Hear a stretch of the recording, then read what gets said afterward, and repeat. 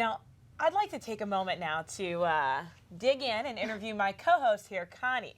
So, Connie, you helped to organize one of the largest in-person abortion speakouts at the University of Michigan. Go Blue. Can you tell us a little bit about the event and why you put it on and what that moment was like? Definitely.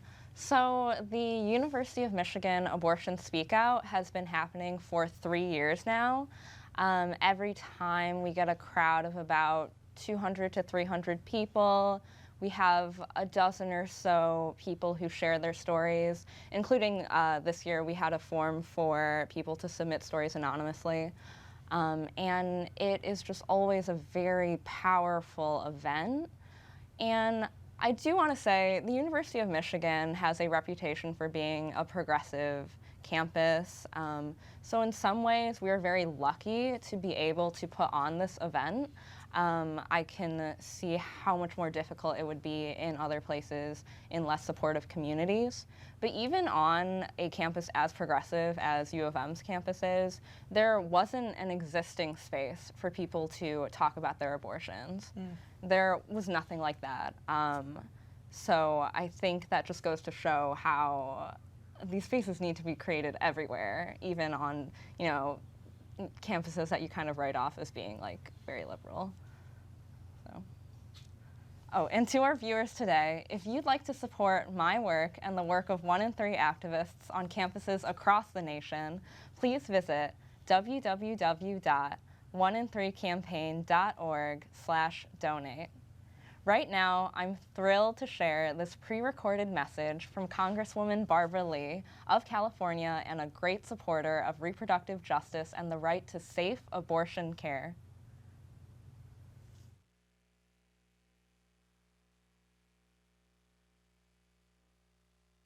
Hi, I'm Congresswoman Barbara Lee, and I'm proud to represent California's East Bay in Congress.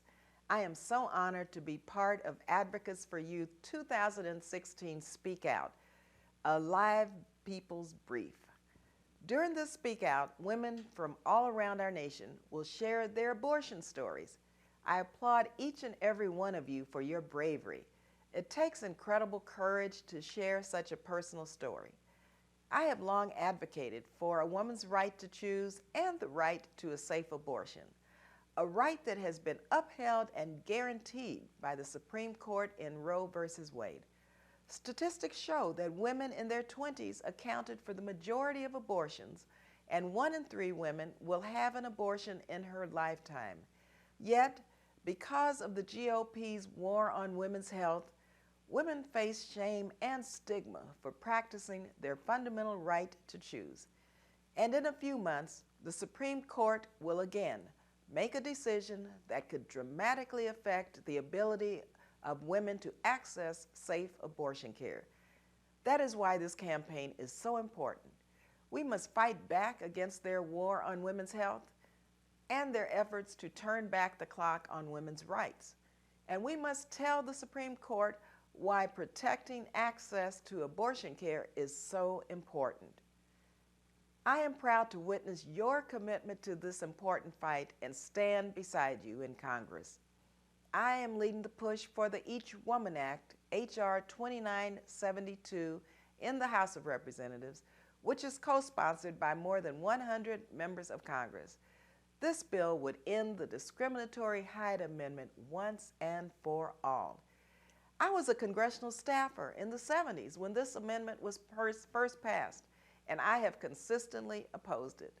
The Hyde Amendment unfairly targets low-income women and women of color, federal government employees, and veterans, and tragically, it drives many women and their families into poverty.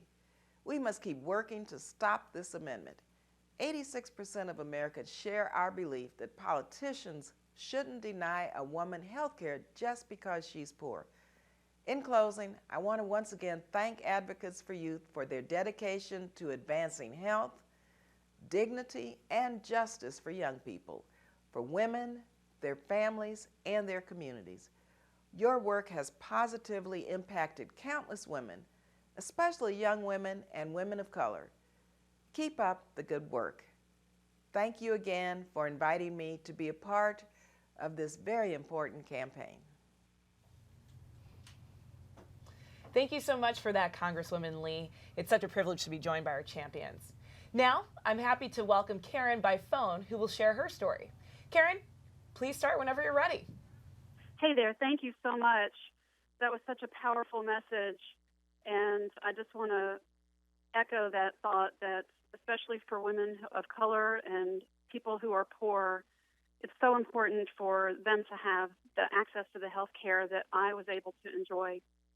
I am a first grade teacher's assistant in Georgia, and I am 56 years old, and I've lived a long time with shame and stigma and silence around abortion.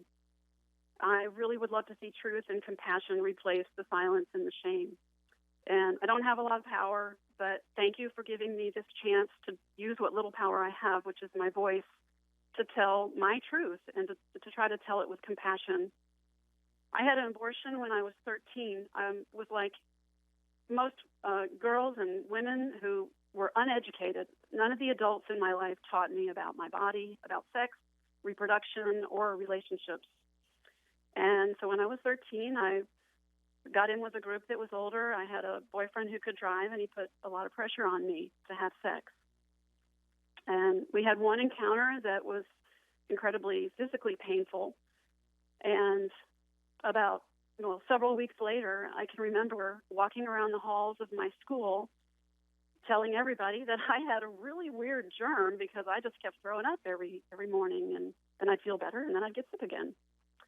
And my parents realized what was happening. They arranged an abortion, and we didn't have any conversation around it. It was simply, you must never tell anyone. And I still can see my father standing in front of me telling me I should never tell anyone, not even when I'm older, not even my husband, never.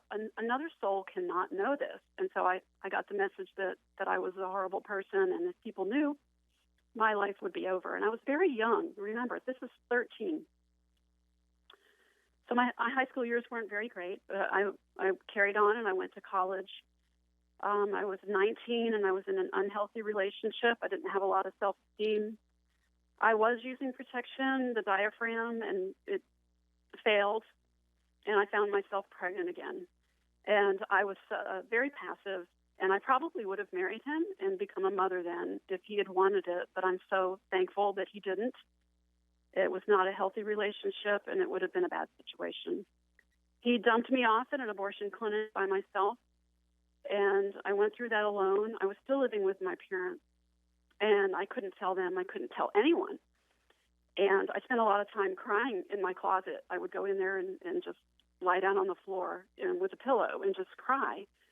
And I honestly believed at 19 that I was actually the only person on the planet to have more than one abortion. And I just felt so ashamed. I don't know how I did it, but I managed. I got my college education. I got a good job. I was able to meet a wonderful man. I got married. I had two amazing sons. And it all sounds so great, and it looks wonderful on paper, and it is. But throughout it all, I had this terror that if anybody knew, if anybody found out, that they would abandon me, reject me. And I know, when you say it, it doesn't sound like that big of a deal, but your relationships are everything in your life. So I just spent a lot of time in fear and silence, and that was reinforced by, all the billboards and bumper stickers in my area, conversations. I mean, the stigma is everywhere, and there was never a counter message. I never heard anyone talk about abortion in a compassionate way. And my dream was to find someone I could talk to, someone like me. It wasn't until I was 40 that I found a friend I could share with. She had gotten pregnant when she was young and was sent away to have her baby in a home for unwed girls. And when she confided in me, that allowed me to open up. And that started a long process of coming out and telling people. And just I told my husband, and then about 10 years later, just in 2013, I was able to tell my grown sons. And all along the way, they've been compassionate, loving, supportive, and they are my biggest supporters now. And then when I found the internet, I was so amazed to find out that so many people are working on this problem of stigma and on providing abortion care and all options of health care. And then listening to stories on the Abortion Diary podcast, I was able to find out that I'm not the only person that had more than one unintended pregnancy. And so that's been wonderful. I do have regret. This is my regret. My regret is that back when I was a teenager, I was so lost and broken inside and alone that I didn't know to thank the people who provided this care for me. And I don't know if any providers are listening right now, but I just want to thank you so much for saving me, rescuing my future. And I feel duty-bound. I feel a tremendous responsibility to do whatever I can to make sure that the little girls I see in my first grade class now, all the people who are struggling in poverty, everyone has the right to reproductive health care. And that's my story. And thank you for listening. Thank you so much for sharing. I can say your voice is powerful, and our collective voices are going to ensure that caring and comprehensive and compassionate care are the standard for our country. These are the stories the Supreme Court needs to hear. And now we're saying goodbye to my co-host, Kelly. Thank you so much for joining us, Kelly. Thanks. It has truly been an honor to be here. And now we have a pre-recorded message from Yamani Hernandez, the Executive Director of the National Network of Abortion Funds. My name is Yamani Hernandez, and I am the Executive Director of the National Network of Abortion Funds. I'm one in 3 women who will have an abortion in their lifetime. I had an abortion when I was 19, between my freshman and sophomore year of college at Cornell University. I had an abortion because I didn't feel like I had the supports that I needed in order to parent at that time. Every day, abortion funds are receiving calls from people around the country, 50,000 callers actually, who are having to make decisions between paying their rent, putting food on the table, and getting health care. I'm here today to ask the Supreme Court to stop making it so hard for people to access health care. I'd like to welcome everyone back to the 1 in 3 Speakout. In a few short months, the Supreme Court will decide the most important abortion rights case in 2 decades. They will rule on whether the insidious law that closed most abortion clinics in Texas violates the right to abortion. 45 reproductive health organizations filed briefs urging the Supreme Court to once again uphold a woman's constitutional right to access safe and legal abortion services. Advocates for Youth was proud to be among them, submitting a unique brief compiled entirely of women's real abortion stories from the 1 in 3 campaign. And now we're continuing our People's Brief. We're addressing the Supreme Court directly and demanding that they listen to our stories. As many of you know, here in the United States, 1 in 3 women will have an abortion in her lifetime. Despite the fact that abortion is very common, we rarely talk openly about our decisions to end a pregnancy. For too long, conversations around abortion have been dominated by politicians and anti-choice activists who use shame and stigma as a tool to silence people and to advance legislation that limits access to abortion services. Today, we're asking the court to listen to a different conversation, one that's grounded in the lived experiences of real people. One that works toward building community rather than isolation, compassion rather than shame. A conversation that recognizes that access to abortion and the ability to plan if and when you carry a pregnancy to term is crucial to the ability to protect not only your own future, but your family's, and which honors everyone's right to dignity and autonomy. I'm privileged to be one of the hosts for this historic event. Thanks for joining us today. And thanks to the many people who will be joining us later with their personal stories. In the previous hour of the Speakout, we heard from Saya, who shared her abortion story using the graphic novel format. We heard from Wendy Davis, whose filibuster against the Texas abortion law made national headlines. And we heard from Michelle, who not only shared her abortion story, but is a tireless on-the-ground and social media activist. All of us have a role in shattering the stigma and ensuring that we all have access to safe and legal abortion care. You can join the conversation today. Tell us your story or tell us what you'd like to say to the Supreme Court as they make their decision in this historic case. Throughout the day, we'll be sharing stories and comments from hashtag 1in3speaks. Or share your story via text by texting SHARE to 877-877. Together, we can make sure the Supreme Court knows that real people are at the center of decisions about access to abortion care. If you're watching today and would like to support the work of the 1in3 campaign, please visit www.1in3campaign.org/donate. Now, I'd like to welcome my co-host, Renee Bracy-Sherman, Policy Representative with the National Network of Abortion Funds. Welcome, Renee. Thank you for having me. It's an honor to be here, and I'm just so excited to be part of this historic event where so many of us can share our stories. Last year, I was part of the Speak Out and got to share my story while I was at grad school, and it was just an amazing event. So much love, and we really just get to hear so many different experiences. Renee, will you welcome our next guest? Absolutely. Right now, I love to welcome Liz Winstead. She's amazing. She's the co-creator of The Daily Show. She is absolutely hilarious and a fearless comedian. In 2012, she co-founded the organization called Lady Parts Justice. Welcome, Liz. Tell us your story. Hi. I can hardly hear you guys, so I'm not sure if I should keep talking. Go ahead, Liz. We can hear you. And I see Notorious RBG there for you. I'm getting photos by RB out of something.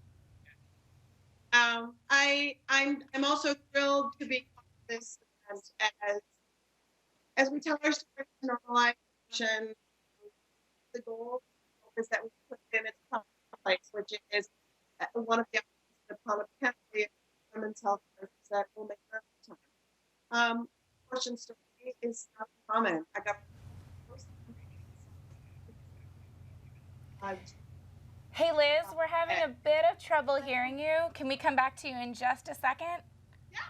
Okay, awesome. So next up, we have a pre-recorded performance from the spoken word artist Colored Girls Hustle. This group out of Brooklyn works to affirm the strength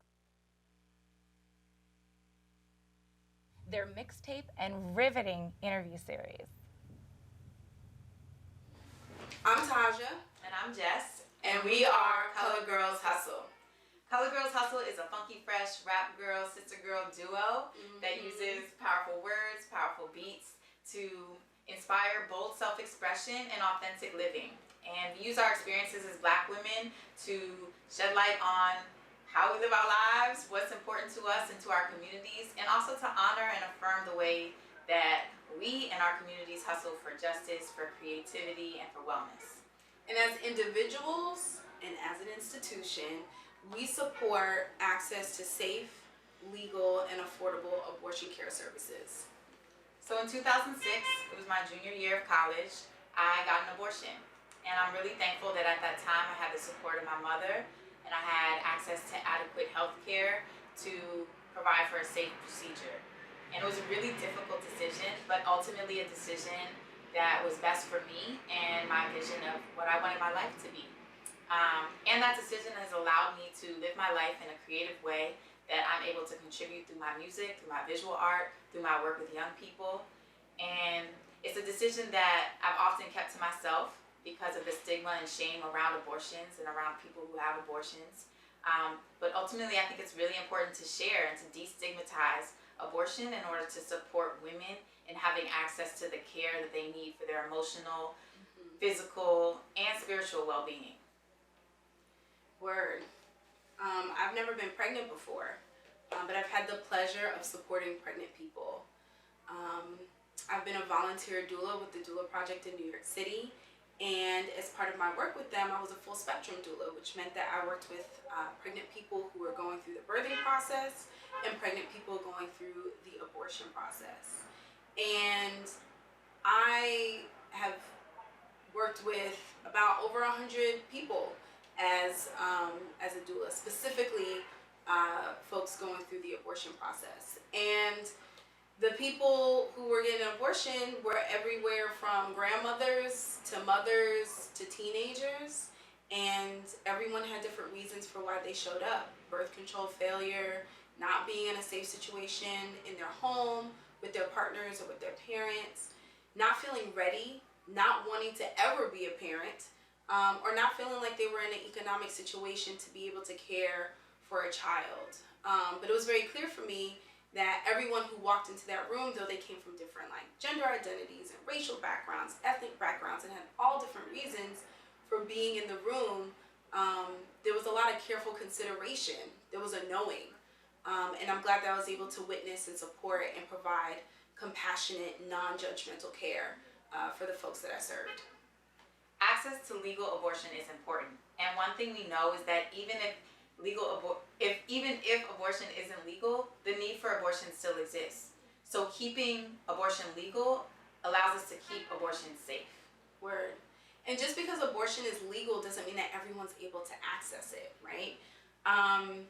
So don't get it twisted. Like, racial and economic disparities that we witness in all other systems are also present in how people are able to access abortion care too. So if you have to travel 2 hours to get to the abortion clinic, that's not right. If you face the threat of violence so that you can get your health services, including abortion care, it ain't right. And if your insurance doesn't cover the abortion procedure, and now you gotta pay out you gotta pay out of pocket, and the cost is really high, all of it is not right. It ain't right. And it's hard to talk about choice when people enter into choice on unequal terms. People deserve access to information and resources and education and birth control and abortion so that we're able to really navigate our reproductive lives in a way that makes sense for us. We believe that everyone deserves to live a passion-filled and purpose-driven life. And it's important to have access to the tools in order to do that. And as women and as artists, we understand that we have so much to creatively contribute to this world that may include our reproductive capacity, but is not solely kept in that space. There are so many other things that we're creating and doing and birthing and giving life to in this world. Yeah, we give life to ideas, to communities through art, through music, through community building, through our activism. And we believe that everyone should have bodily autonomy, so having power and ownership over your life and over your body. And we understand through our personal lived experiences that, you know, life is not always a straight and narrow path. Like, it's windy, it's spirally, it's circular. There's all types of things that we're learning and we're growing and we're evolving. We make mistakes, we make really good choices, but at the end of the day, we trust ourselves and we trust other people to make the choices that are right for them and that are right for their particular life circumstances. So as Colored Girls Hustle, we support, stand for, and speak up to ensure the right to safe, legal, and affordable access to abortion for all people. All people. Word. Yeah. Colored Girls Hustle, y'all. Peace. Peace. That was amazing. Our thanks to Colored Girls Hustle for that great video. We're joined now by Melissa on Skype. Melissa, please start whenever you're ready. Okay. Hi. I think we should talk about abortion more. Like, honestly, before I actually got pregnant, I never had this conversation with anyone. So when it happened to me, I was utterly terrified and had no idea what to expect. Luckily, like, I lived in Southern California, so there wasn't as much stigma around it. The first time that I went to the doctor, they were extremely kind, understanding, gave me all the information I would need to go to a clinic. But I was so terrified that I was going to be touched by any of my friends that I told. So I actually told one person, and I feel like I put myself through undue pain because I felt like someone would judge me. And once I actually told my friends, like after the whole experience, they were like, "Why didn't you tell us before?" Um, but yeah, my experience, luckily, it was very positive. I didn't have to deal with any protesters or anything. It was really great, actually. But it was definitely just so terrified. And I really think that it's important that we talk about it more so that we do get rid of this stigma. Because it happens. Like, no matter how careful you are, like, shit happens that you just can't plan for. And the idea of living in a world where Roe versus Wade does not exist also terrifies me. I don't want any of my friends or any daughters that I may have in the future to have to go through what my grandmother had to go through. Like, women were dying without access to safe legal abortion. And I think it does not make sense for old men to be making decisions about my body. That's why. Thank you so much for sharing with us and with the Supreme Court. Renee, what do we have next? Well, I'm really pleased to share a pre-recorded message from Nancy Northrup, President and CEO of the Center for Reproductive Rights. The Center for Reproductive Rights was the catalyst that spurred many organizations to submit briefs in the upcoming Supreme Court case, including the Advocates for Youth and 1 in 3 campaign.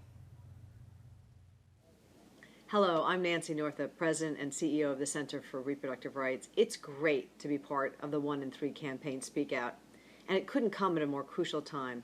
On March 2nd, the Supreme Court will hear the most important abortion rights case in decades. We represent abortion providers in this challenge to Texas's sham law that is cutting down clinics and hurting women. At this pivotal moment, women across the country are stepping forward to say, enough is enough. You are talking about us. Like you, individual women are speaking out in their own names, not anonymously, to say that they are the 1 in 3 women in the United States who has an abortion. In doing so, they are confronting the stigma that makes it so hard to talk about abortion, and they're making it clear how important the constitutional right has been to their lives and health. Together, we are asking for one thing: for the Supreme Court to protect the right to safe and legal abortion, which it has done again and again. So, mark March 2nd on your calendar. We will be rallying on the Supreme Court steps. But don't worry, even if you can't be there will be plenty to do online, so stay tuned. And thank you for your stories. Your voice is important. Now we're rejoined by Liz Winstead, co-creator of The Daily Show. Liz, are you there? I am here. Can you hear me? Yes, we can. Yes, we can. Thank you so much for having me. I'm so thrilled and delighted. This is the second year and the second year that I am part of it. And to look at the landscape that we are in now and the situation that they have set forth, which is basically putting up obstacles and barriers and laws that all deliver the same message. And that message is, do not trust a woman's judgment. And I think that when we talk about this issue, every woman has felt in her lifetime, every person in their lifetime has felt like, why do we not trust women to make these decisions? I myself got pregnant the first time I ever had sex at age 16. And I was brought up in a Catholic family. I had no one to turn to. High school is the most toxic place on the planet for gossip. And so I had to make decisions for myself. And the one thing that I knew for myself is that I wasn't ready. I had no idea. I was a person who was doing what many people do, exploring my own sexuality without the information I needed to not get pregnant. And as a Catholic person, I was making all kinds of deals with myself. You know, if I have sex and use birth control, that's committing 2 sins. So if I only pick one sin, I'm smart enough to pick the fun sin. Foolish behavior that at 16, you're just desperately trying to find a way to make life right, to straddle that really difficult balance of coming of age as a sexual being and also wanting to not separate from your family. And when you find yourself pregnant in that position, especially with parents who hold religious beliefs that maybe differ from who you are at 16, you really find yourself lonely and afraid. And I found myself lonely and afraid and trying to figure out a way to deal with being a young person who was pregnant. And how I dealt with it was riding home on the bus after having a 16-year-old hockey player boyfriend react as though a 16-year-old hockey player boyfriend would by saying, "I thought you were on something." And my initial thought was, I was on you. I thought gravity would take care of it.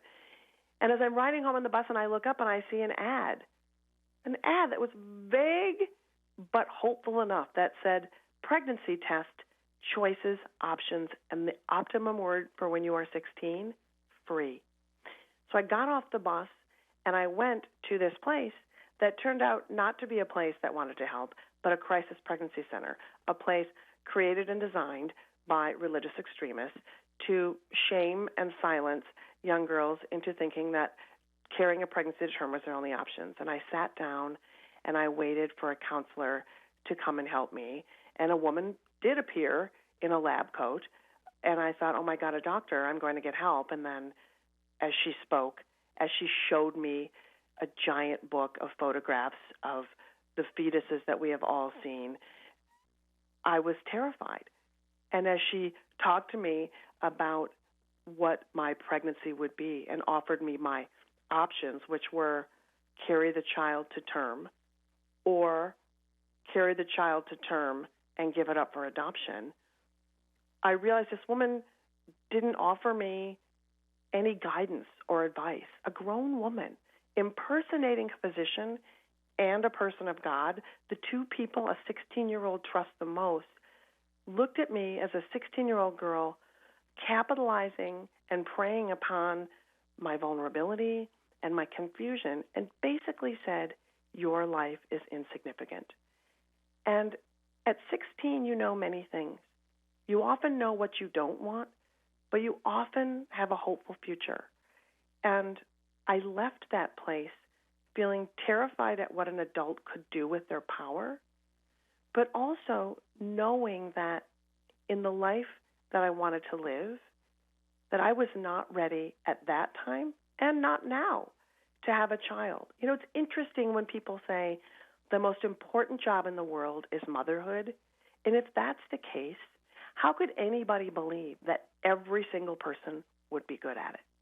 If you believe that, that says to me you have not taken the time to actually understand the complexity of people, of parents, and what that means. And what it says more than anything else is that when a person says, I'm not ready to parent, that you refuse to trust them.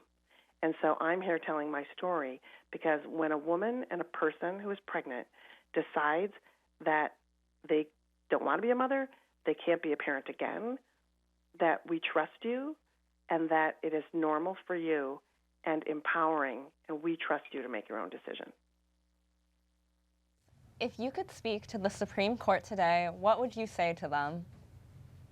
What I would say to them is, please trust that people make decisions for themselves that are rational, that are clear, and that are based on medical facts, and that undue burden is absolutely not allowing someone to be able to afford access to abortion and to actually have access to abortion. Liz Winstead, thank you. Thank you. I'm joined in the studio now by Austin Bonner, a lawyer who submitted the amicus brief on behalf of Advocates for Youth and the 1 in 3 campaign. Austin, can you tell us a little more about the case that's before the Supreme Court? Sure. So as you've heard many times today, the law in question is HB 2, which was passed in my home state of Texas. HB2 has two big requirements that are in question here. The requirement that doctors have admitting privileges in hospital, and the requirement that clinics that perform abortions be set up like ambulatory surgical centers. Now, when I say it like that, those don't sound like crazy restrictions, but the fact is that those don't protect women from any risk that they're facing when having an abortion. All they really do is prevent women from getting abortions. And in Texas, the district court, the first court that heard this case, found that 900,000 women, after these restrictions were enacted, would be living more than 150 miles from an abortion clinic. As somebody who spent a fair amount of time driving around West Texas, I can tell you those are some bad miles. That is a long trip to get where you need to go. So the question before the court is whether that constitutes an undue burden. Planned Parenthood v. Casey says states can regulate abortions, but they can't do it if it places an undue burden on women who are trying to get an abortion, or if it places a substantial obstacle on their path. Awesome. Can you also describe the Advocates for Youth amicus brief? Absolutely. Advocates for Youth put together a brief that contains the voices of real women, the women who've been participating today and others. I've worked on a number of Supreme Court briefs, and they sort of necessarily sound like lawyers wrote them, but this one really captures the voice of women. I think my strongest memory of working on this brief was sitting one night reading the story of Miriam, who appeared with you all earlier today, and just crying these rage tears about how she had to sit on the floor of a London airport and be lectured about restrictions that she'd already thought about a decision that she'd already made. She's a smart, educated woman who knew what she wanted to do. And that's just insulting. And it's an affront to the dignity and the autonomy that the Supreme Court says can't be taken away from women. This sounds like such an important document. Thank you so much for joining us here today. Thank you for having me. Well, right now we're saying goodbye to my co-host, Connie. Connie, thank you so much for being here. Thank you all so much. It's been such an honor to be here. Thanks for all the work you do. And now we're hearing a story from an anonymous contributor to the 1 in 3 campaign website.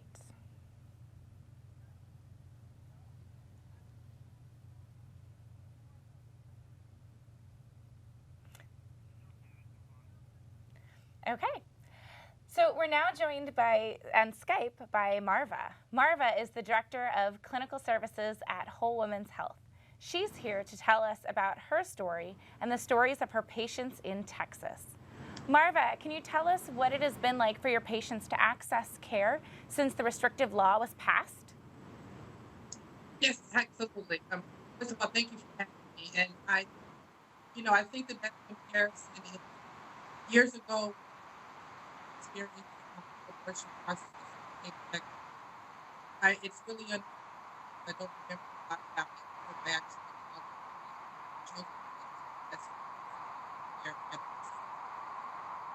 What we're finding now, women are having much broader experience, much more print on their life. It's now becoming a logistics issue, becoming a double issue, and just to figure out where the clinic is located, which clinics are still open, which clinics are able to see them for the services they need.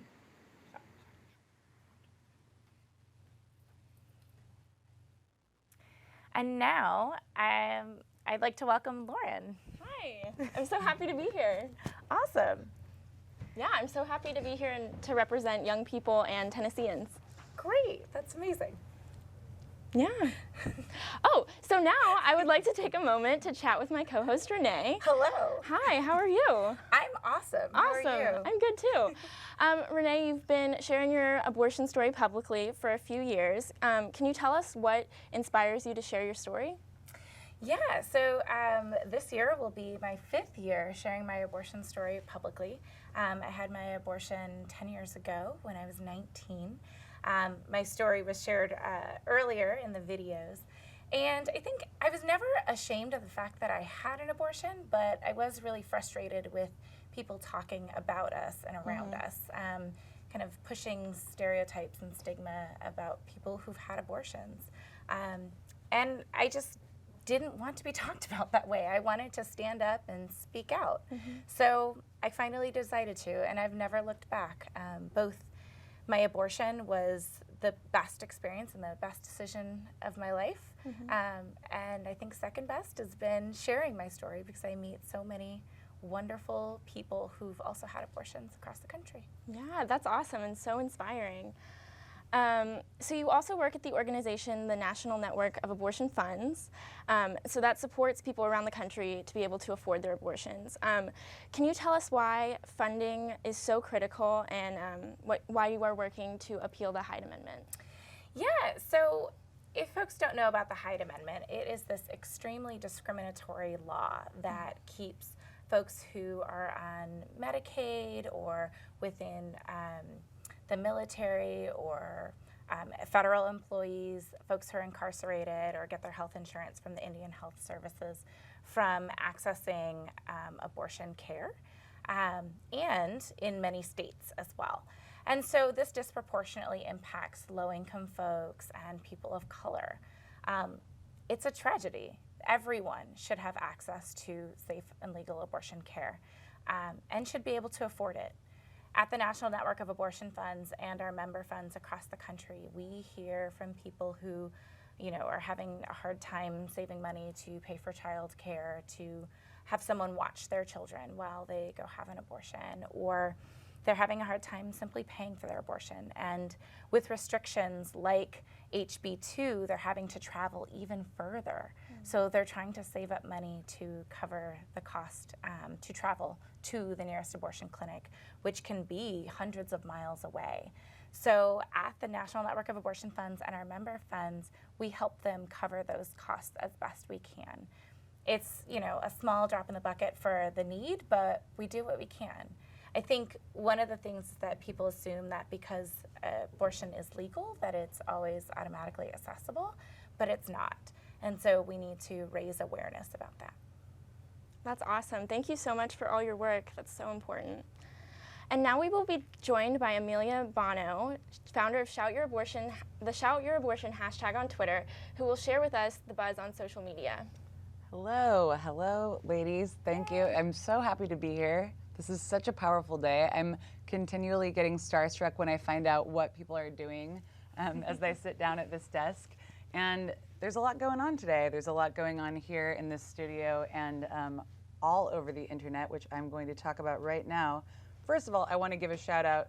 This is sort of some nepotism, but I'm going to give a shout out to my girl, Kimberly Morrison in Seattle. She is an activist who has been working hard on the ground for Shout Your Abortion. And she says in her tweet, "My abortion was not sad or traumatizing. It was advantageous and empowering. 10 of 10 would abort again." And I just want to say, this is incredible that 1 in 3 is elevating voices such as Kimberly's, who are being able to reframe this experience in a positive way. That's amazing. And it's such, I think that you both would agree, it's empirically a very typical response that people feel that this is an empowering experience, but that's not one that we've had access to because these voices have been snuffed out for so long. So true. And because, I know that you're all about the economic justice, Renee, and you're sitting here with me. I am. What you got? Well, okay, so this person has to say, "I had an abortion, and the only thing I'm sorry about is that I had to raise $400 for it while being unemployed." And I mean, what reasonable person could hear the voice of this woman and say, "You should have had that child"? Clearly, if you cannot raise $400 for an abortion, if you are unemployed, like, society is expecting this person to bear the burden of motherhood economically. And I mean, can you speak just briefly to the folks that are working to disenfranchise people like this? Yeah, I mean, I think there's so many delays to folks who are trying to get their abortions, in that they're trying to save up the money to pay for them. And in a world, it shouldn't be like that in our world. It shouldn't be like that in our country. Abortion is legal. It is a human right. And so we shouldn't be denying people access to health care based on their income. Yeah, and I mean, who are these people that would want to do that, Well, they're old white men that want to keep the power structure in this country and in this world the way that it is. And I think that we're we're flipping that a little bit every single day, and today is a really special day. I do want to bring up one more tweet. This is another thing that I just feel like any reasonable person could not ever argue with the voice of this individual. Ashley Spry, thank you for speaking out. Ashley says, I should never have to feel the shame of my rapist daily or be condemned by the GOP because I was abused. So powerful. It is powerful, and thank you so much to this individual for, having whatever it took for you to be able to share that online today. And we are here to try to create a world where your voice is supported. You should not have to bear that burden, and I can't imagine someone looking at a rape victim, a victim of abuse, and saying, you must be a mother. Compulsory motherhood is barbaric, but of a rape victim, that's just insane. And we know that the people in Congress who are trying to take this right away from women are trying to take this right away from rape victims as well. So thank you, all of you, for interacting with this campaign online today. This is so exciting, and please jump in and join this conversation if you're feeling it, if you feel like telling your story, or if you'd like to tell us what you'd like to say to the Supreme Court as they make this decision in Texas in this historic case. We'll continue sharing your stories throughout the day and the comments as you engage with the hashtag 1in3speaks. You can also share your story via text by texting SHARE to 877-877. Thanks, Amelia. Yes, thank you. So now we're joined by Christy, who will share her story. Christy, please start whenever you are ready. Hi. So I'm going to preface this with I'm calling from Canada. So my experience is going to be really different than just as far as ease of access than a lot of women in the States.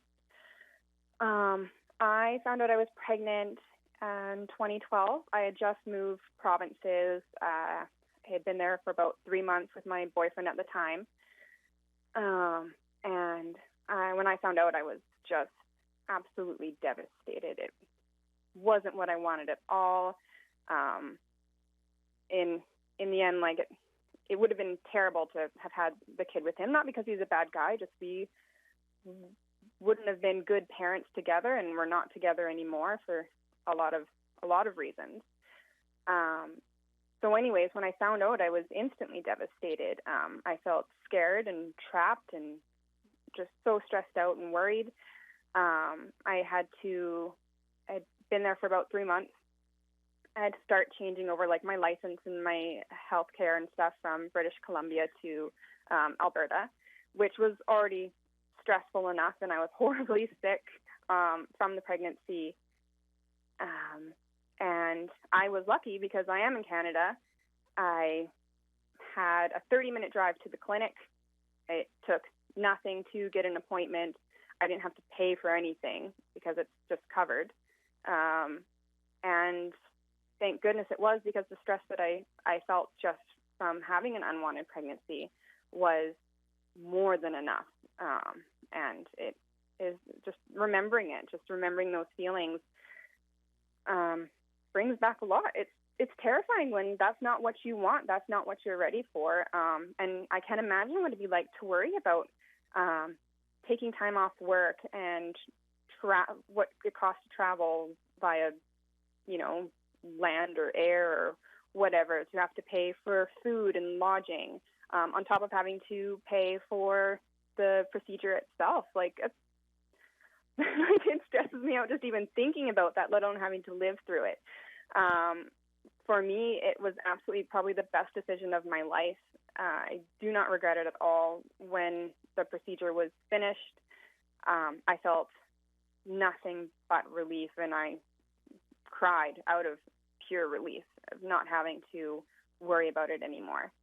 And I'm so happy that there was nothing standing in my way of making that choice. And because of it, I now have a 5-month-old baby boy who I love with all of my heart, and I have him because I was able to make the decision for myself a few years ago, and I have him because I chose to have him and not because I was forced to or couldn't find access. So that's kind of it for my story. And wow, thank you. Thank you so much for sharing that. That's so powerful.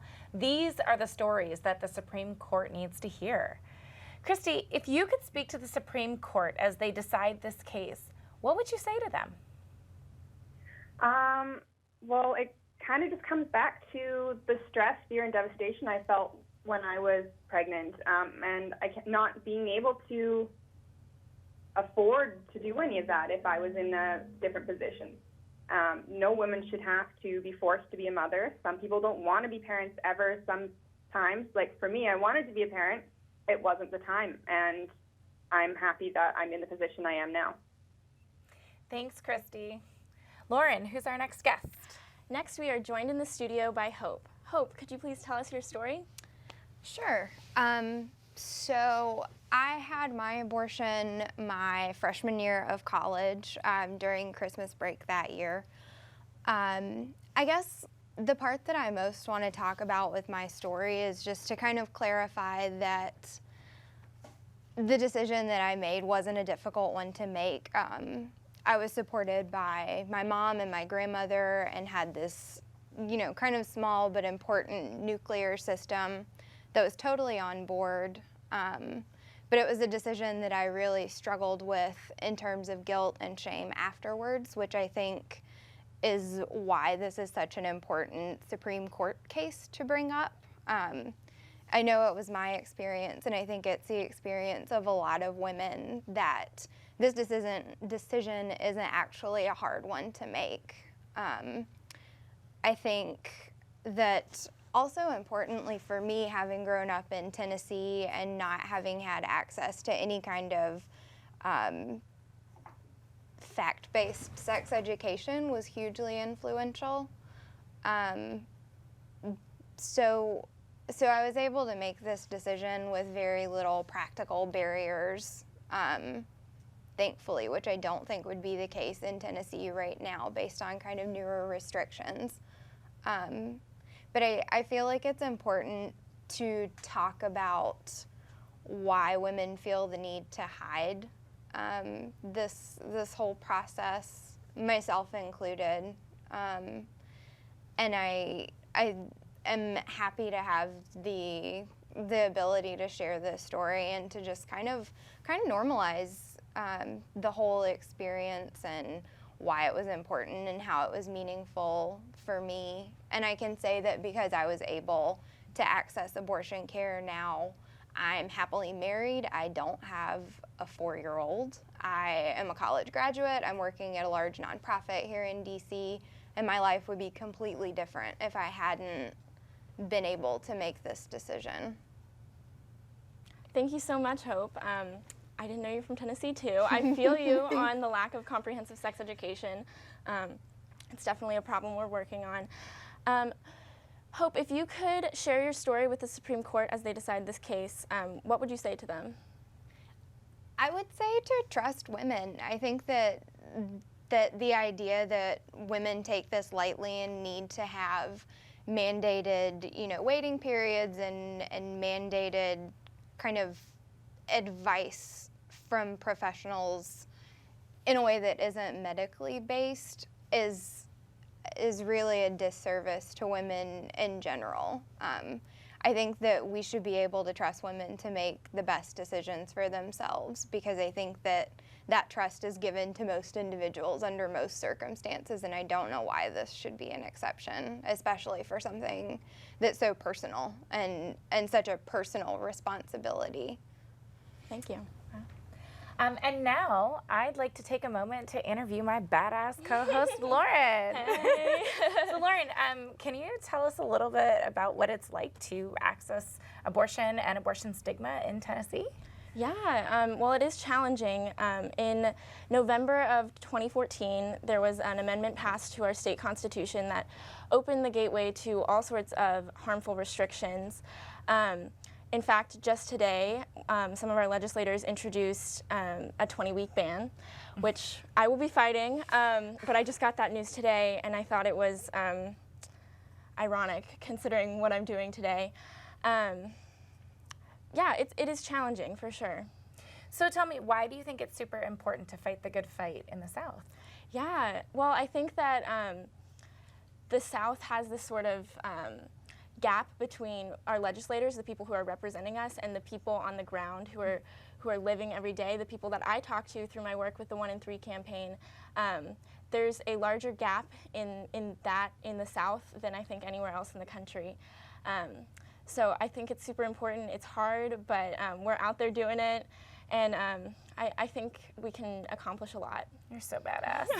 Thank you. So are you. And to our viewers today, if you would like to support my work and the work of the 1 in 3 campus activists across the nation, please visit www.1in3campaign.org/donate. Thanks, Lauren. So I'd like to take a moment to welcome everyone to the 1 in 3 Speakout. In a few short months, the Supreme Court will decide the most important abortion rights case in 2 decades. They will rule on whether the insidious law that closed most abortion clinics in Texas violates the right to abortion. 45 reproductive health organizations filed briefs urging the Supreme Court to once again uphold a woman's constitutional right to access safe and legal abortion services. Advocates for Youth was proud to be among them, submitting a unique brief compiled entirely of women's real abortion stories from the 1 in 3 campaign. And I shared mine. And now we're continuing our People's Brief. We are addressing the Supreme Court directly, demanding that they listen to our stories.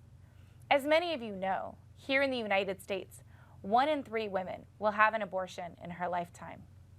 Despite the fact that abortion is very common, we rarely talk openly about our decisions to end a pregnancy. For too long, conversations about abortion have been dominated by politicians and anti-choice activists who use shame and stigma as a tool to silence people and to advance legislation that limits access to abortion services. Today, we are asking the court to listen to a different conversation, one that is grounded in the lived experiences of real people, one that works towards building community rather than isolation and compassion rather than shame. A conversation that recognizes that access to abortion and the ability to plan when and if you carry a pregnancy to term is crucial to the ability to protect not only your future, but your families. And which honors everyone's right to dignity and autonomy. I am so very privileged to be one of the hosts for this historic event. So excited. Thanks for joining us today. And thanks to the many people who will be joining us later with their personal abortion stories. In the previous hour of the Speak Out, we heard from Liz Winstead, whose performance of her story is honest, frustrating, and hilarious. We heard from Hope, who has faced challenges getting the abortion care she needs. All of us have a role in shattering the stigma and ensuring that we have access to safe and legal abortion care. You can join the conversation today. Tell us your story, or tell us what you'd like to say to the Supreme Court as they make their decision in this historic case. Throughout the day, we'll be sharing stories and comments from the hashtag 1in3speaks. Or you can share your story via text by texting SHARE to 877-877. Together, we can make sure the Supreme Court knows that real people are at the center of decisions about access to abortion care. And if you're watching today and would like to support the work of the 1 in 3 campaign, please visit www.1in3campaign.org/donate. I'm joined in this hour by my co-host, Lauren. Lauren, who's next? Next, we have an anonymous caller on the phone to share their story. Caller, please start whenever you are ready. Hello, thank you for hearing my story. I have told very few people this story, and I'm sharing because I want to be counted among those women who have made mistakes but chosen not to define their life by those mistakes and to move forward. I'm a proud mother of two fabulous young men. When I had my abortion, my babies were 2 years old. My twins were running around in diapers, and I had spent 4 years trying to conceive them, including 2 surgeries and a miscarriage. I really cherished them. I wanted to be the best mother I could be for them, and I believed I was infertile. It had taken so many years and so many doctors to try to bring those 2 beautiful boys into my life. I did not believe I was capable of, spontaneous conception. So it was a big surprise, and I had dreamed of a world when I could welcome a 3rd child into our family. But in our situation, we lived in a tiny little apartment. I was married. I was employed. I did have health coverage, but it would have meant a major disruption in my life. It would have taken us from, middle working class to possibly poverty, possibly moving in with parents, major, major changes. I just believe it is so important for abortion to be a choice that is legal and safe for all women of childbearing age. I believe forcing women to carry pregnancy as a term is a pipeline straight into poverty. We need to strive for a world where every child is wanted. And even though abortion can be awful, it can be regrettable, it should be an option that is not the first go-to option for many situations. It should always be safe and legal, because when a person is trying to be a responsible adult and be thinking about the responsibility of bringing a new life into this world, it is not a light, small decision to make in a vacuum. We should make sure that all children are wanted and brought into a life where there can be a safe place for them to be raised, where it is not bringing the parents into poverty or putting a burden on society where they will just be in a pipeline to prison or some other horrible outcome. So I just really believe that those who wish to limit abortion or limit some of these other outcomes and keep women safe, they should be absolutely advocating for all kinds of services for reproductive planning and parenting, and keep abortion on the menu, but make sure that conception and contraception are educated for everyone and available options. And I was able to get the support of my husband and my pastor at the time, and it was a traumatic experience for me. It was my own personal Katrina. It happened on the day of Hurricane Katrina 10 years ago. But I have moved forward, and I want to be counted. So thank you for listening to my story. Thank you, caller. Renee, will you introduce our next guest? Yes, right now we have Jack on Skype to share their story. Jack, please start whenever you are ready. Hello. This is the second year I participated in the Speak Out, and I'm very excited to be here, especially as a non-binary trans person, to make it very, very clear that there aren't just women who have abortions. I am not a woman, I am not she, I am her. When I was 20, I did have a medicinal abortion. Representation, woo! I was with a partner for about 5 years, and essentially the condom, like very typical normal story there. The condom, I was about 5.5 weeks along when I found out, like when it was confirmed that I was pregnant. I remember peeing on pregnancy tests like 3, and then had another friend, a lesbian friend, pee on another one to make sure it was working. When I went to the clinic and chose to get a medicinal abortion, that decision wasn't difficult. I thought that the idea of... Hold the microphone in front of your mouth so we can hear you clearly. Oh, is better?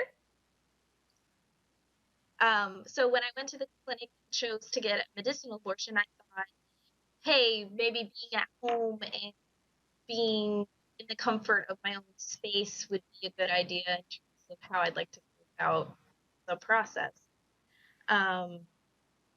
So what I ended up, I went to my local Planned Parenthood, and was incredibly nervous because I had never been to a clinic like that before. But everybody was really welcoming and sweet and warm. And aside from the $500 it cost, it was a really gentle and warm experience. Since then, I've been active in my own communities, being present for Speak Out, making sure that my story was out there as a trans person, because a lot of trans narratives don't get told. I had to deal with the trauma of transvaginal ultrasounds were mandated in the state of Florida right when I had my abortion. That just happened, which was not a good time for me. A lot of my dysphoria comes from my reproductive organs and not wanting to acknowledge them or be aware of their existence. So that wasn't a fun time. And I don't hear enough non-binary or trans stories being told or representation there. So I've always wanted to be there, like, hey, I know that this is something that we all go through at some point, and that there are people in my community who definitely have to navigate this kind of thing, and that there are other nuances. There are a lot of layers to it that maybe cisgender women don't necessarily have to worry about or think of. At the end of the day, it isn't something I regret. I regret my $500 disappearing from my bank account. That's about it. But I'm really, really proud to have had the access to it, been able to take care of myself and make the decision that was right for me. And I think I'll be here year after year telling my story, being present, making space for myself and people like myself. So thank you so much for having me. Thank you so much for sharing your story with us, Jack, and with the Supreme Court. Can you tell us a bit about why you decided to share your story again today? Again, mainly because I don't see a lot of representation of trans people, particularly trans people of color. And since I fit a lot of those, marginalized identities, I thought it'd be really important to be present in this space, especially. Thanks, Jack, and thank you so much for your visibility and your power and your bravery. We love you. Lauren. I love you too. Thank you. Awesome. Lauren, who's our next guest? We're joined now by Christina Banda, the clinic manager for Whole Women's Health in McAllen, Texas. Welcome, Christina. Since part of the restrictive laws that have started to go into effect in Texas, what has the experience been? What's the impact on your patients? We really have seen a lot of confusion, a lot of anger, and a whole lot of disbelief from our patients. More than anything, they're just upset over the hurdles that they're having to jump and to go through to access basic healthcare rights that they have a right to. We see a lot of women coming from all parts of the state because of extended wait times at the clinics that are closest to them. A lot of women that cross the border that just don't understand these laws, don't understand why they have to wait 24 hours or why they have to come to the clinic for so many visits. Wow, that is shocking, and I'm so sorry. Christina, if you could speak to the court as they make their decision on this historic case, what would you say to them? I would tell them, this is not just a reproductive rights issue. This is not just an abortion issue. This is a humanitarian issue, more specifically for the women that we see along the Rio Grande Valley and border. It becomes imperative for many of these women to have the care and have the access and the services that we provide. If our clinic shuts down, millions of women are essentially going to be left without abortion access, which it doesn't necessarily stop them from seeking abortion. It just makes it less safe for them. we have women that self-induce all the time and that will come in after unsuccessful attempts from self-induction. And some of these women, have ended up at the hospital with hemorrhages because of it. So what I want them to know is that there are millions of women's lives at stake. This isn't about making abortion access safer. It really is about completely butchering abortion access.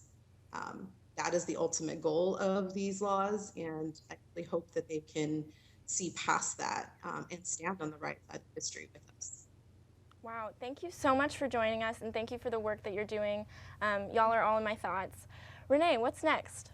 Well, now we have a pre-recorded message from Marcia Greenberger, founder and co-president of the National Women's Law Center, who works tirelessly to protect and promote equality and opportunity for women and families. One of the most gratifying things that I can say about working at the National Women's Law Center is the ability to work for women's reproductive rights. For several reasons. First of all, without those reproductive rights, women cannot shape their futures.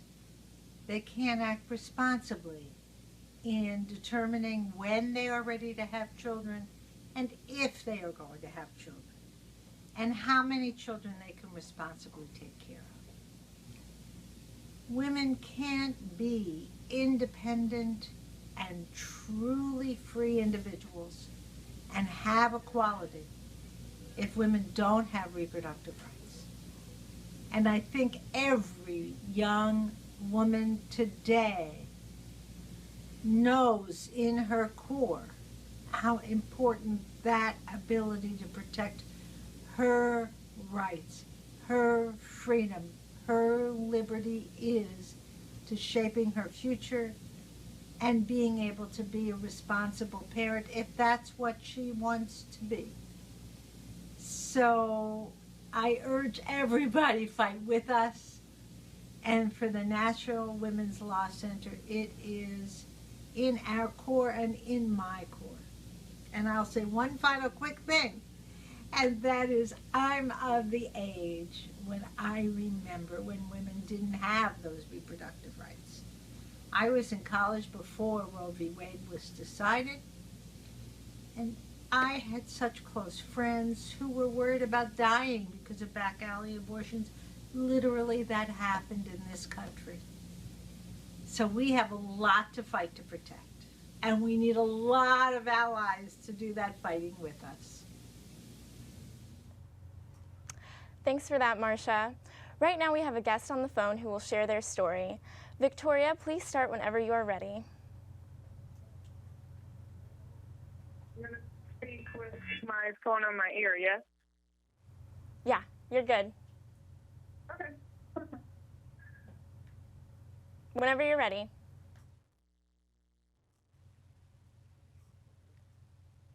Start whenever you're ready, Victoria. Okay. Yo estaba sola en el baño con una prueba de embarazo en la mano. Tuve que enfrentarme a una amenazante raya azul. Fue un momento bien difícil para mí y mi primer pensamiento realmente fue abortar. La relación había terminado, yo no tenía intenciones de ir atada a aquella persona y cualquier intento de maternidad iba a correr por mi cuenta. Pero mi situación económica era precaria, yo tenía 3 trabajos, no tenía beneficios, no tenía seguro de salud y además estaba a cargo de cuidar a mi madre. Tenía 32 años y para ese entonces había hecho un gran esfuerzo de salir adelante después de vivir una experiencia de violencia doméstica, de vivir como indigente en pobreza. Yo además tengo una condición médica, tengo una discapacidad ortopédica y los médicos me han advertido que un embarazo para mí en mis condiciones significa 6 meses de reposo absoluto durante el embarazo y después del parto. Y desafortunadamente vivo en un país que no me garantiza un prenatal o un postnatal remunerado. Y en mis condiciones, pues si yo no trabajo, no hay ingresos. Y si no hay ingresos, sencillamente eso repercute en mi estabilidad económica. En ese momento me di cuenta que seguir adelante con un embarazo significaba someterme a una presión económica que solamente podía generar más pobreza y miseria.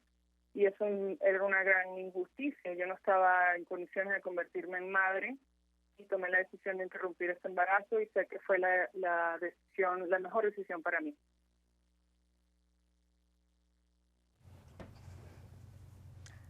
Thank you so much for sharing your story. These are definitely the stories that the court needs to hear.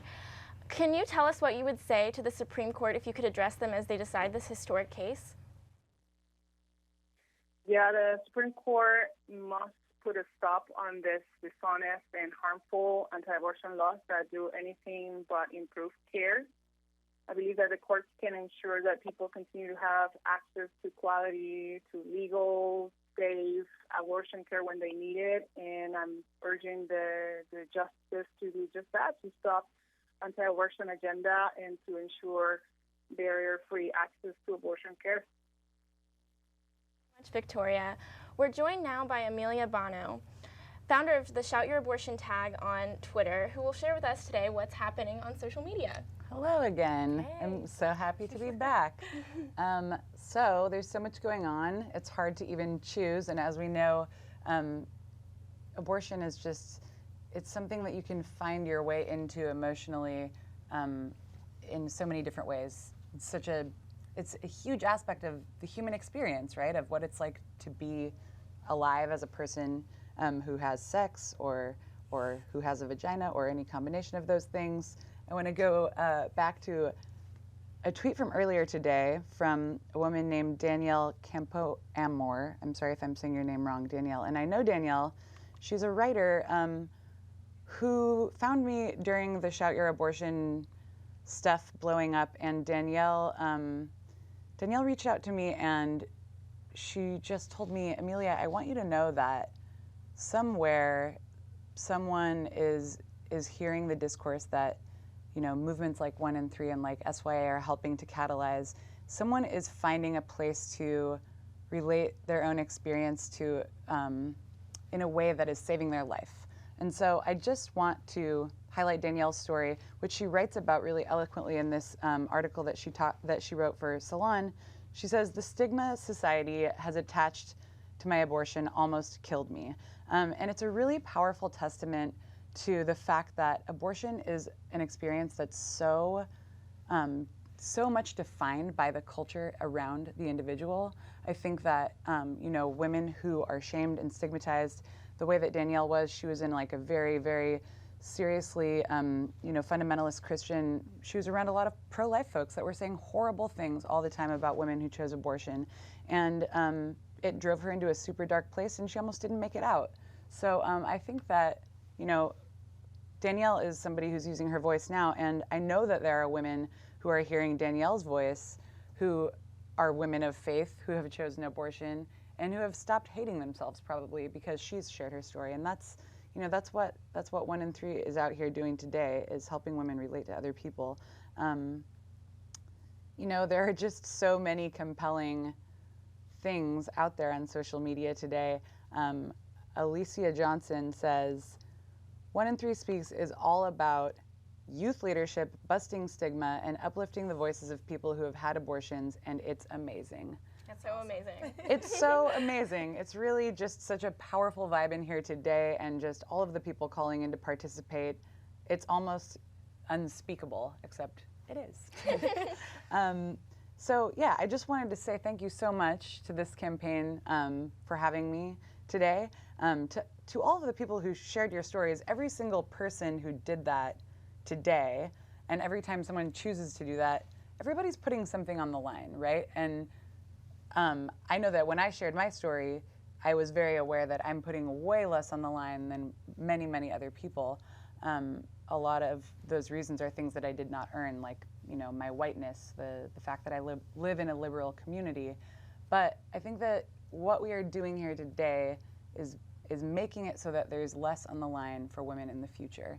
And I think that we are in a palpable moment of shift where we can really feel that stigma falling away in an unprecedented way. I'm so happy to be a part of it. I also want to say that we're leading up to, I don't need to tell you all this, and I don't probably need to tell you this if you're watching, but we are leading up to the 43rd anniversary of Roe v. Wade this coming Friday. And as we know, legality is not enough, right? It's not enough for women in Texas. It's not enough for women like Danielle, who are literally saying stigma almost killed me. We have to make a better world. And I want to encourage everybody who's watching right now to dedicate some piece of your day on Friday, on the anniversary of Roe, to thinking about, talking about, engaging with the issue of abortion on some level. Shout Your Abortion is engaging in our first national effort called Together for Abortion. We are connecting with people in all 50 states who are engaging with this issue in some way that they're comfortable with. It can be as small as a conversation, or there are giant speak out events and more, there are teenagers making zines in Mississippi. There are like powerhouse philanthropic folks involved in major cities. But if you go to togetherfораbortion.com, you can find out, you can tell us how you are going to do that on that day, and we'd love to hear from you. We have almost 100 events on the books, and we're super excited. So thank you so much, 1 and 3. Thank you, Lauren and Renee. It's been such an honor. Thanks for being here. Yeah, and I think it's wonderful that, so many people are sharing their stories and busting so much stigma. I always think that a lot of people don't recognize that everyone loves someone who's had an abortion. They probably just don't know it yet. And so speaking out really helps to fight that. Unless you only know, 2 women.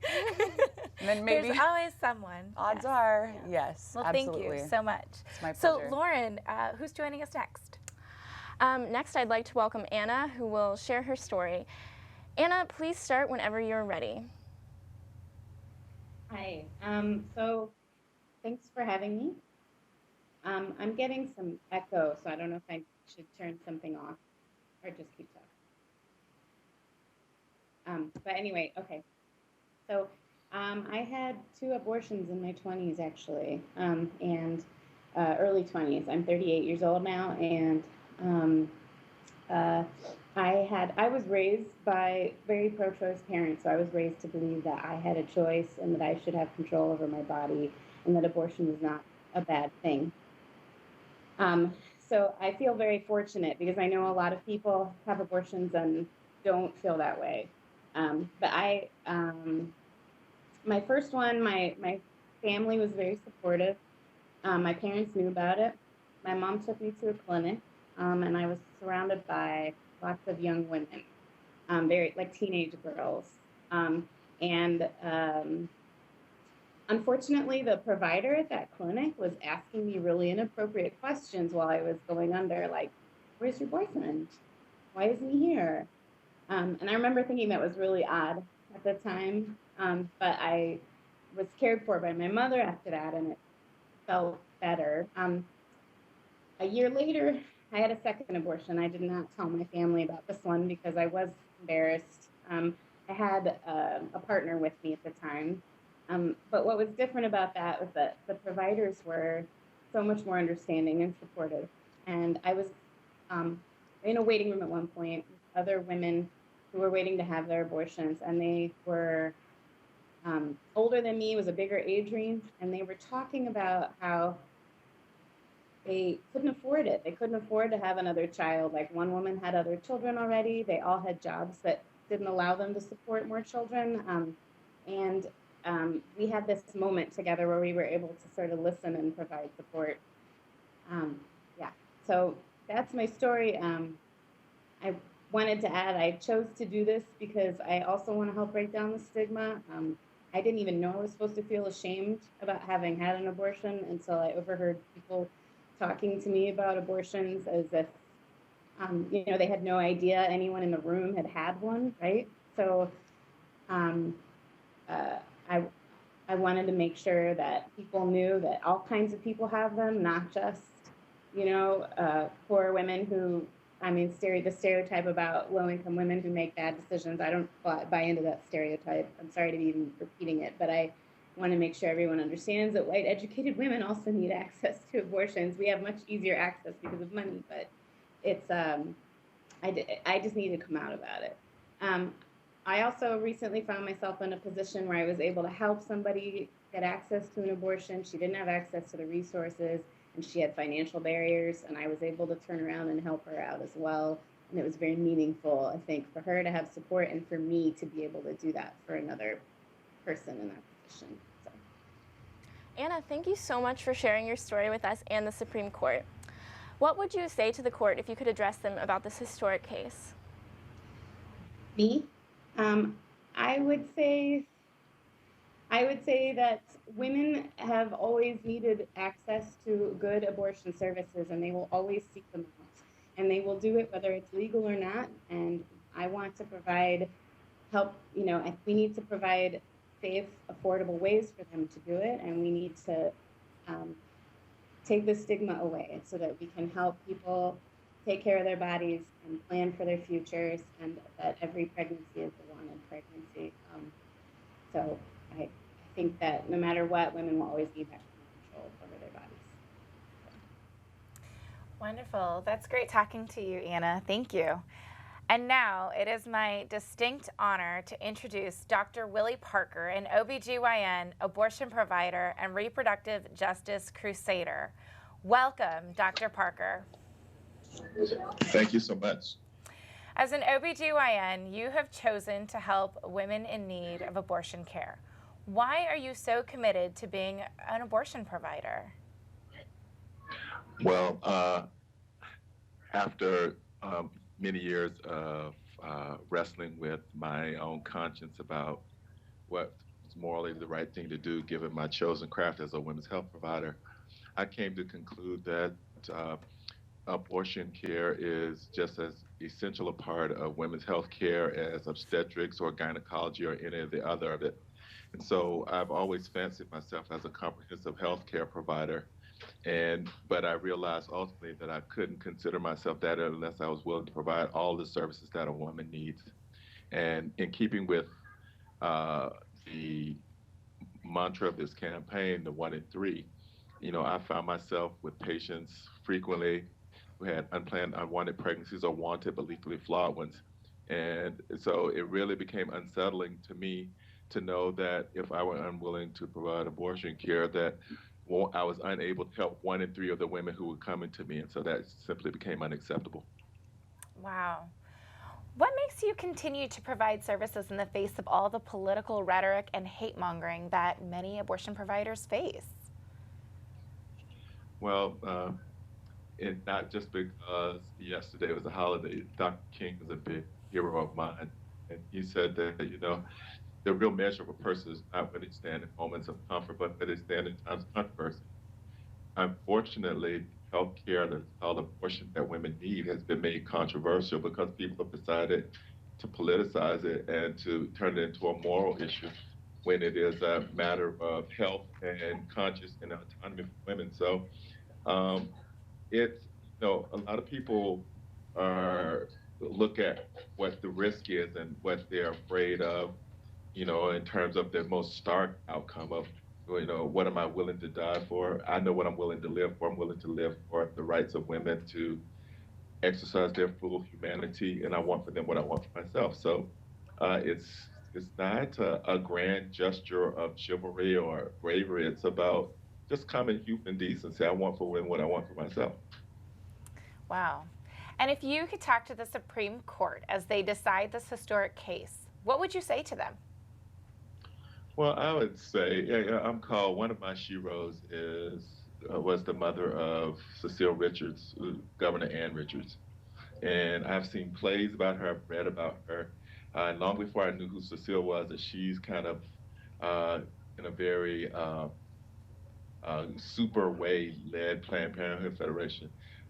Once someone remarked to Governor Richards with regard to fundamental fairness, they were trying to say, well, you have to understand that life is not always fair. And supposedly Governor Richards said, life isn't always fair, but government should be. The laws that govern the health and well-being of women in this country and the lives of women, there should not be restrictions that relegate women to second-class citizenship. There should not be restrictions that give a woman's right to make decisions about her life to somebody else. And so I would ask that the Supreme Court recognize that as they educate the law, that they recognize that they are obligated to make sure that the laws fulfill a woman's need to have the things she needs, and they're obligated to remove laws that would prevent women from exercising their full humanity.